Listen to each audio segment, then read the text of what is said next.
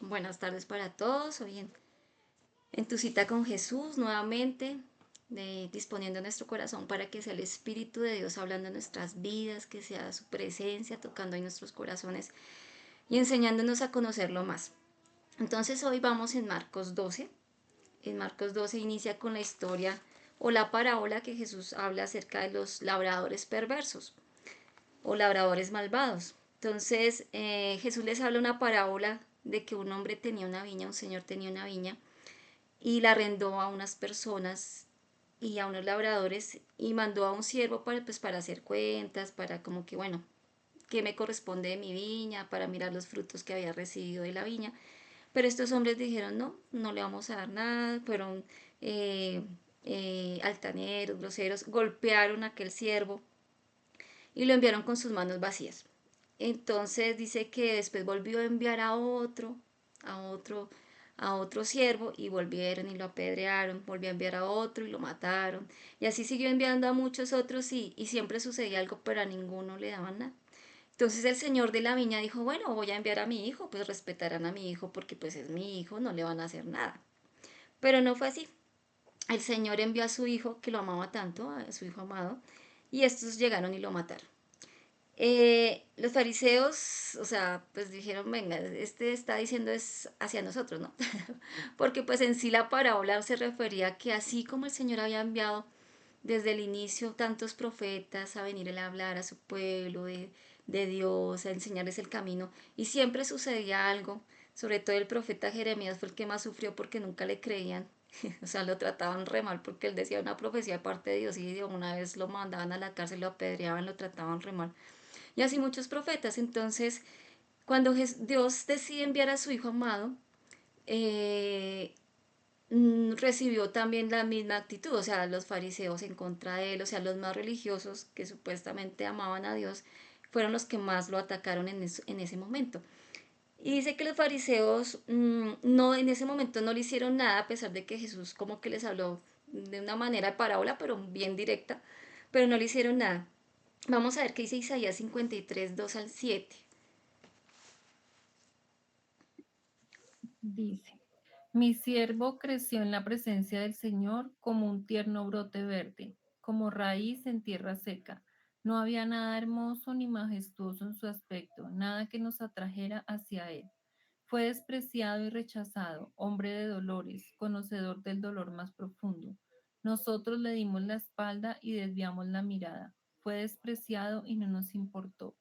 Sin embargo, fueron nuestras debilidades las que él cargó, fueron nuestros dolores los que lo agobiaron, y pensaron que sus dificultades eran un castigo de Dios, un castigo por sus propios pecados.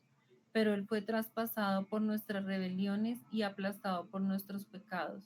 Fue golpeado para que nosotros estuviéramos en paz. Fue azotado para que pudiéramos ser sanados. Todos nosotros nos hemos extraviado como ovejas, hemos dejado los caminos de Dios para seguir los nuestros. Sin embargo, el Señor puso sobre él los pecados de todos nosotros. Fue oprimido y tratado con crueldad. Sin embargo, no dijo ni una sola palabra. Como cordero fue llevado al matadero y como oveja en silencio ante sus trasquiladores no abrió su boca. Bueno, ahí vemos con claridad que están hablando de Jesús, ¿no? De todo lo que vio Jesús por nosotros. Y vemos que esto lo hablaba el profeta Isaías. Y fueron muchos, muchos, muchos años antes de que Jesús llegara al mundo. Entonces, vemos cómo las profecías siempre se cumplen, ¿no? Como siempre lo que el Señor habla a través de su palabra siempre se cumplirá. Pasa, como dice la palabra, pasará el cielo y la tierra, pero su palabra se cumplirá.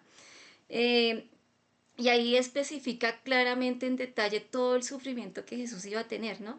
Que iba a ser menospreciado, que iba a ser azotado, que iba a ser molido por nuestros pecados, que iba a llevar nuestras enfermedades en la cruz. O sea, todo con detalle. Eh, Vemos también que Jesús, eh, él, no, él nunca fue, digamos, como hipócrita o decir, venga, tengámoslos contentos. Esto fue, no, él siempre hablaba con claridad, pero hablaba también con amor y autoridad, ¿sí? Siempre era con esa palabra de autoridad de parte de Dios. ¿Y cómo lo hacía? Pues porque él siempre estaba en la presencia del Padre. Si leemos cuando vemos así leyendo un evangelio, esto vemos que siempre Jesús tenía sus tiempos personales con el Padre, que iba a un lugar solitario, hablaba con el Padre, le pedía el consejo a él, qué tenía que hacer ese día, o sea, siempre era guiado por el Padre. Entonces, a nosotros Jesús nos enseña eso, ¿sí? A veces tendremos que enfrentar a ciertas personas que no son fáciles o que van en contra de la palabra muchas veces o que nos tratan mal o que, bueno, muchas veces cosas como fuertes para nosotros. Y nosotros tenemos que pedirle al Espíritu de Dios esa sabiduría, así como Jesús la tenía, ¿sí? Pedirle esa sabiduría para saberles hablar, saberles decir las cosas, pero saberles decir con el Señor, ¿sí? Sin necesidad de maltratar a nadie, ni ser grosero, ni brusco, sino con la autoridad de Dios. Y vemos que Jesús siempre respondía de tal forma que no le podían decir nada, o sea, callados, quedan callados. Ahora vamos a ver lo que pasó cuando unos fariseos, también estos fariseos llegan y le dicen, maestro, bueno, señor, bueno, ¿a quién tenemos? Aquí hay una situación, aquí para dar tributo, o sea, como el impuesto al César, decía que querían tentar a Jesús a ver qué iba a contestar. En ese momento el César era el más importante, o sea, no podía uno decir se va a levantar otro rey porque para ellos tenía que ser el rey, era César. Entonces, Jesús le dijo, tráigame de una moneda. Y resulta que en la moneda había una imagen de César. Y Jesús les dice, pues, ¿quién está en la imagen? Y ellos dicen, pues es César. Entonces Jesús dice, dad a César lo que es de César y a Dios lo que es de Dios. ¿No? Entonces ahí como que los dejo también callados, o sea, como que siempre Jesús tenía esa respuesta correcta, sabia. Y en ese momento, pues, el Señor le dice, o sea, si ustedes tienen que pagar impuestos, páguenlos, porque es para el César.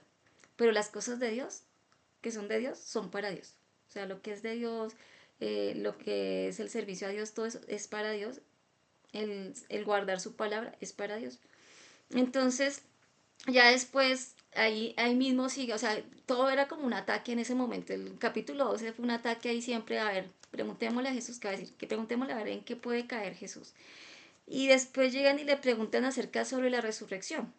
Resulta que los saduceos era una secta religiosa que ellos no creían en la resurrección. Ellos estaban desde el siglo II antes de Cristo, pero esa secta se acabó en el siglo 70 después de Cristo. O sea, no continuó. Los saduceos, esa secta se acabó. Y resulta que esta secta vino y le preguntó a Jesús, estos saduceos le preguntaron, si una mujer se casa, le dijeron, si una mujer se casa, pero resulta que se le murió el marido. En ese tiempo, bajo la ley de Moisés, resulta que si se le moría el marido, uno de los hermanos del marido tenía que casarse con ella, pues que fuera soltero, ¿no? Tenía que casarse con ella y formar familia con ella. Y entonces estos saduceos se la colocaron como bien difícil, ¿no? Llegan y dicen, bueno, se murió el marido, se casó con el otro, con el hermano, pero resulta que también se murió y no tuvo familia. Y después entonces se casó con otro hermano, pero resulta que también se murió. O sea, mejor dicho, en conclusión fueron 7 los que llegaron y se casaron con ellos. Y eran 7 hermanos, yo no sé tantos, de dónde salieron tantos hombres, pero ellos saduceos le dijeron, no, fueron 7, se casaron. Bueno, cuando sea, le preguntan, cuando sea la resurrección, o sea, cuando resuciten, pues como ellos no creían en la resurrección, por eso le preguntan a Jesús, ¿de quién será esposo esta mujer? O sea, ¿cuál será el esposo? ¿Sí? Y Jesús le dice, mire, dice, cuando resucita de los muertos, cuando alguien resucita de los muertos, ni se casan ni se dan en casamiento, ¿sí? Sino que serán como los ángeles que están en los cielos, ¿sí? Entonces, cuando nosotros estemos en el reino de los cielos, allá no va a ser, no va a haber matrimonios, no va a haber nada, porque eso se realiza acá porque pues estamos en un cuerpo terrenal, ¿sí? Tenemos carne, cuerpo, alma y espíritu.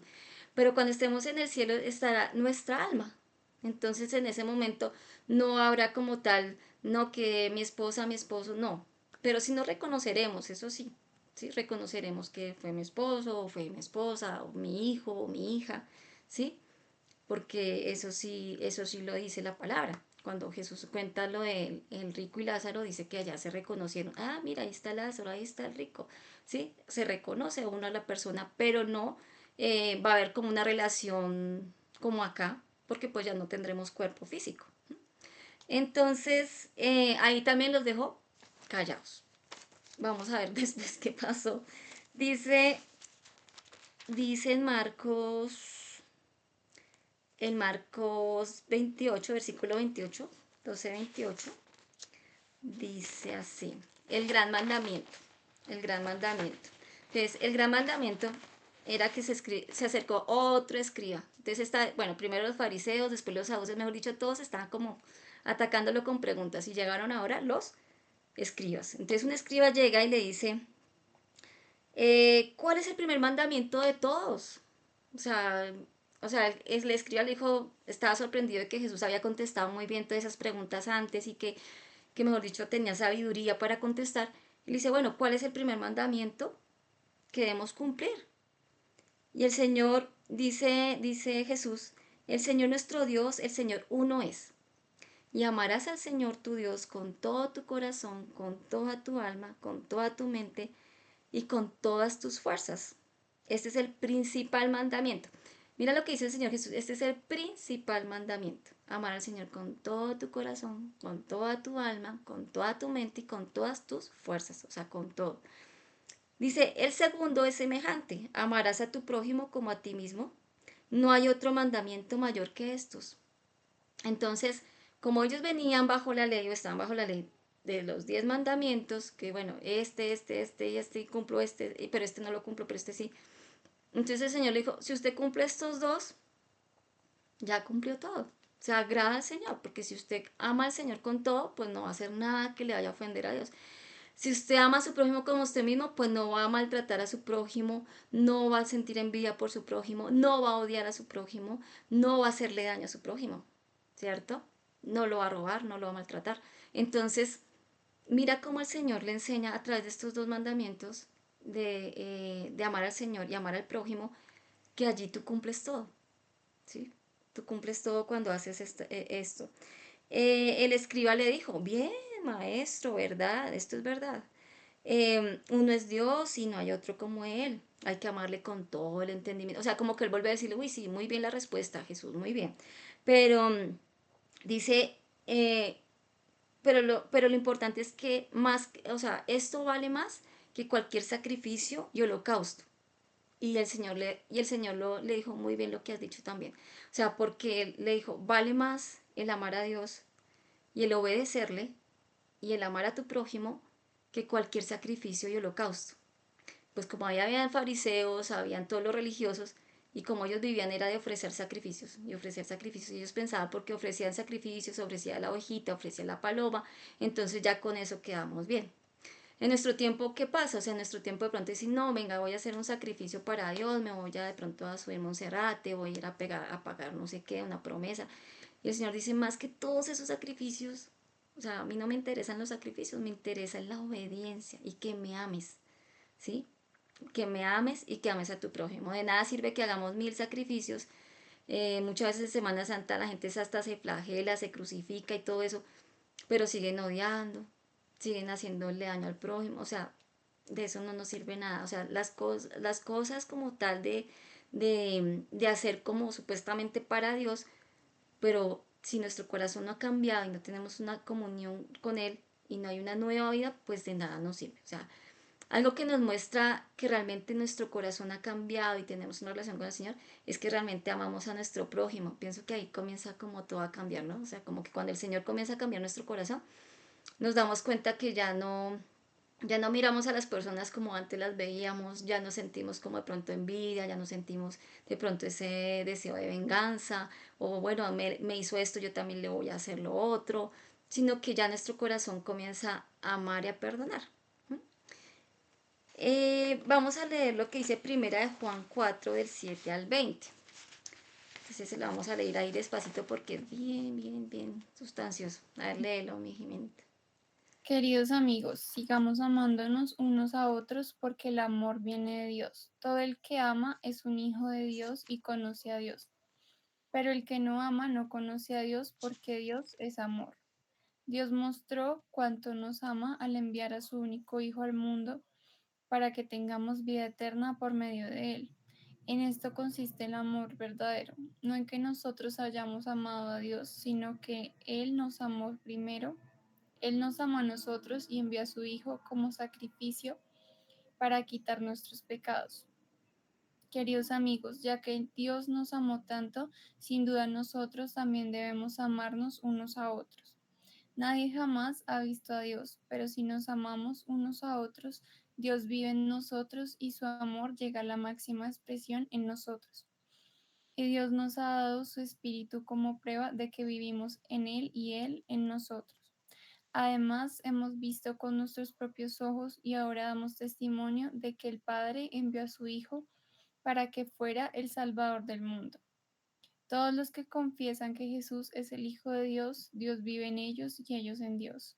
Nosotros sabemos cuánto nos ama Dios y hemos puesto nuestra confianza en su amor. Dios es amor y todos los que viven en amor viven en Dios y Dios vive en ellos. Y al vivir en Dios, nuestro amor crece hasta hacerse perfecto. Por lo tanto, no tendremos temor en el día del juicio, sino que podremos estar ante Dios con confianza, porque vivimos como vivió Jesús en este mundo. En esa clase de amor no hay temor, porque el amor perfecto expulsa todo temor. Si tenemos miedo es por temor al castigo, y eso muestra que no hemos experimentado plenamente el perfecto amor de Dios. Nos amamos unos a otros porque Él nos amó primero. Si alguien dice, amo a Dios, pero odia a su hermano en Cristo, esa persona es mentirosa, pues si no amamos a quienes podemos ver, ¿cómo vamos a amar a Dios a quien podemos ver? Amén. Bueno, ahí lo leyó todo Jimenita, pero quiero ver como unos puntitos allí. Dice, se titula El amor viene de Dios, y el amor, o sea, el amor es Dios, porque dice que Dios es amor. O sea, no que Dios tiene amor, no, sino que Él es amor. O sea, Él es amor. Entonces, como Él es amor, pues cuando uno está con Él y lo va conociendo, pues queremos que irradiar en nosotros el amor. El amor es lo que es el fundamento de todas las cosas. Porque dice, yo puedo tener fe, pero si no tengo amor, no me sirve. Porque yo puedo, decía Pablo, tú puedes hasta dar tu propio cuerpo y darte por otros y todo, pero si no lo haces con amor, de nada sirvió. Tú puedes darle un pan a un pobre, pero si lo haces porque te toca, porque te miren o por lo que sea, cualquier otro motivo, pero que no sea amor, de nada nos sirve. ¿Sí? Entonces lo importante es que sea ese amor que viene de Dios el que nos guíe en todas las situaciones o aún en el trabajo. Por eso cuando Pablo dice, a mí me gusta mucho cuando Pablo dice que todo lo que hagamos, lo hagamos como para el Señor, ¿cierto? Todo.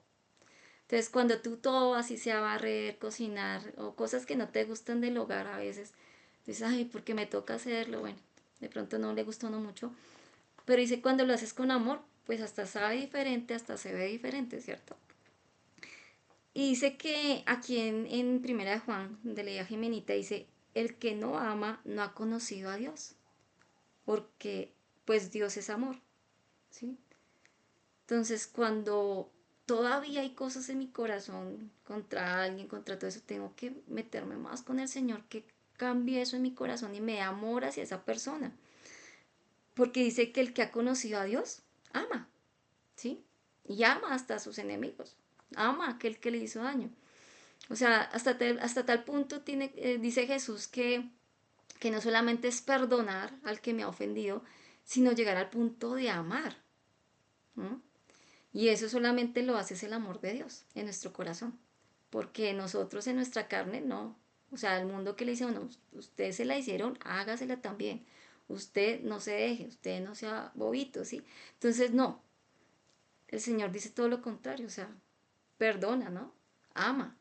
Y vemos que después dice, nadie ha visto jamás a Dios. Sin embargo, si nos amamos unos a otros, Dios permanece en nosotros y su amor se ha manifestado plenamente en nosotros.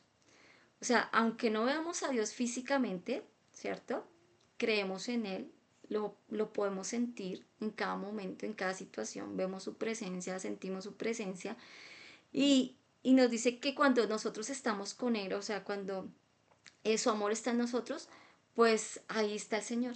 O sea, cuando hay amor en casa, cuando hay amor de los padres a los hijos, de los esposos, de todo, pues ahí está el Señor, ahí está Él.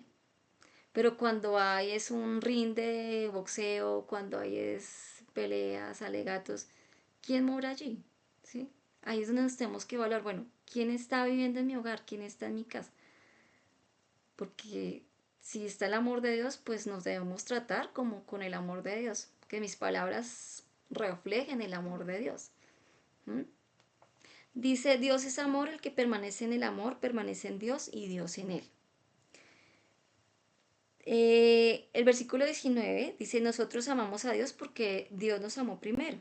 Dio hasta a su Hijo por nosotros, ¿cierto? Si alguno dice que ama a Dios pero odia a su hermano o aborrece a su hermano, es un mentiroso.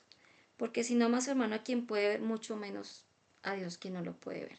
Entonces la clave es esa, o sea, si nosotros amamos, no solamente amamos al que me cae bien, o como decía Jesús, no solamente saludar al que me saluda, sino a veces saludar a aquel que no me saluda. Así no me salude.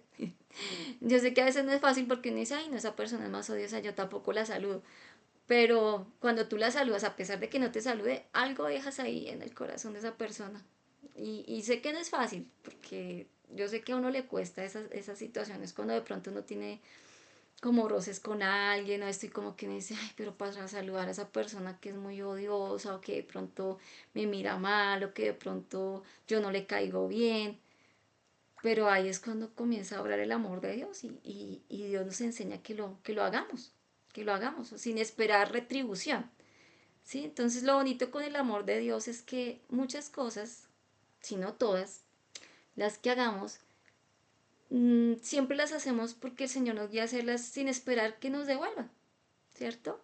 No esperamos de que venga, yo le ayude a tal persona a ver cuándo me va a ayudar esa persona a mí. No, uno sabe que si Dios le puso en cierto momento, en cierto instante, ayudar a X persona de cualquier forma que uno le haya podido ayudar, uno lo hace porque el amor de Dios está en uno, no porque uno espera a ver cuándo me va ella o él a retribuir algo, ¿cierto? Entonces, eso es lo importante cuando el Señor está en nuestro corazón, que nosotros hacemos las cosas en el momento que el Señor nos mande a hacerlas, porque su amor está en nosotros, ¿sí? Su amor está en nosotros.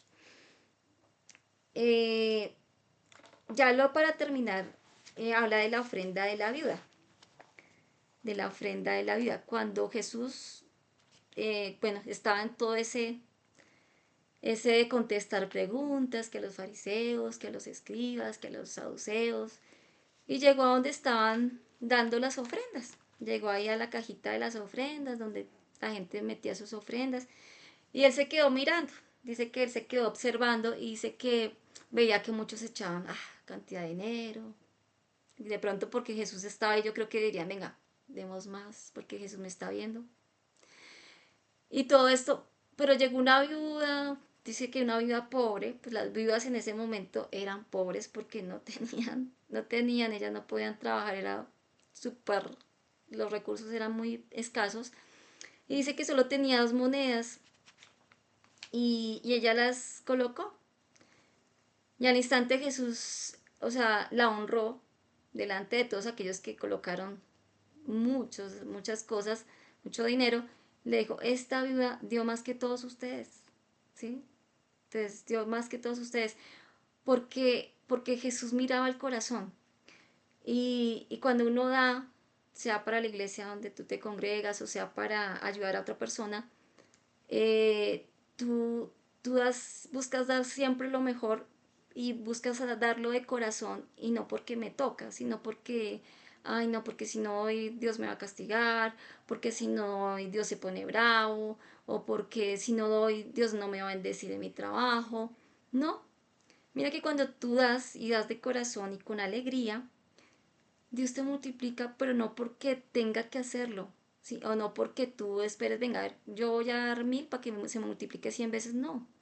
Sino porque tú lo das con generosidad sabiendo que eso que tú das, no importa la cantidad, sea con amor, ¿sí? Sea con amor y Dios te lo va a retribuir con salud, con bendición, con protección, con un cuidado muy bonito que Él tiene con nosotros, pero como les digo, no porque le toque a Dios, o no porque venga, Señor, yo te voy a dar, pero bueno, a ver, ¿qué me va a dar a mí? No, sino porque uno lo hace con amor. y lo hace para el Señor, para la obra del Señor o para ayudar a otras personas. Lo importante es que siempre lo hagamos con un corazón correcto, ¿sí? Con un corazón que no busca, a ver, bueno, lo doy para que me miren o lo doy para que Dios me dé algo, ¿no? Porque pues, o sea, no podemos comprar a Dios, Dios es el dueño de todo. O sea, nuestro dinero nunca va a comprar a Dios, ni milagros, ni nada de estas cosas, ¿cierto? Sino que lo hacemos para que otros conozcan al Señor y para que otras personas que necesiten, pues también podamos ayudarlas. Entonces vemos que ahí ya se acaba Marcos 12. Me pareció muy, muy especial Marcos 12 porque vemos que Jesús nos enseña a actuar con sabiduría y a actuar con amor. ¿Sí? Él nunca maltrató ni a los fariseos, ni a los saduceos, ni a nada, pero siempre les habló sabiamente, guiado por el Espíritu Santo. Entonces, ese es el propósito que el Señor quiere con nosotros, que nosotros cada vez que hagamos algo o en el medio en que estemos, siempre le pidamos al Señor esa sabiduría para hablar con otras personas, sin perder nuestros principios, sin perder nuestra esencia como hijos de Dios. ¿Sí? No que por agradar a X persona, entonces yo comienzo a hablar como ese habla, yo comienzo a decir mentiras porque se me dice que diga mentiras. No, yo tengo que mantener mis principios, mis valores como hijo de Dios. Como decía, amarás al Señor tu Dios con todo tu corazón, con toda tu alma, con toda tu mente y con todas tus fuerzas. Y a tu prójimo como a ti mismo, o sea, pero con sabiduría yo sabré hablar y contestar a las personas y Dios me va a respaldar. Porque así lo hizo con Jesús, el Padre lo hizo con Jesús, lo respaldó en todo momento. Entonces vamos a darle gracias a Dios por este tiempo, por habernos enseñado esta palabra. Padre Celestial, yo te doy gracias, porque sé que tú eres quien nos revelas toda la verdad, Señor, y nos enseñas cosas grandes y ocultas que no conocemos. Espíritu Santo, gracias por tu palabra. Te pido, Señor, que en esta noche, Señor, nuestros corazones puedan entender que lo más importante para ti, más que un sacrificio, más que cualquier otra cosa que hagamos, Señor, es nuestro amor y nuestra obediencia hacia ti, Señor. El amarte con todo nuestro corazón, el amarte con toda nuestra alma, con toda nuestra mente, que tú seas el primero en nosotros, Señor, y que las demás cosas sabemos que serán añadidas, Señor. Todas las bendiciones tú las tienes preparadas para tus hijos, Señor. Yo te doy gracias, Señor, también porque tú nos enseñarás a amar a nuestro prójimo, a amar a las personas que nos rodean, Señor, a perdonarlas, Señor, a saber entenderlas y saber hablarles también, Señor, con tu sabiduría, Espíritu Santo. Yo te doy gracias, Señor, bendice a cada uno de los que están aquí y a los que van a ver este video, Señor. Gracias por esta noche, gracias por tu hermosa palabra, Dios. Gracias en el nombre de Jesús, amén y amén. Bueno, entonces los esperamos el próximo viernes en tu cita con Jesús. Muchas bendiciones.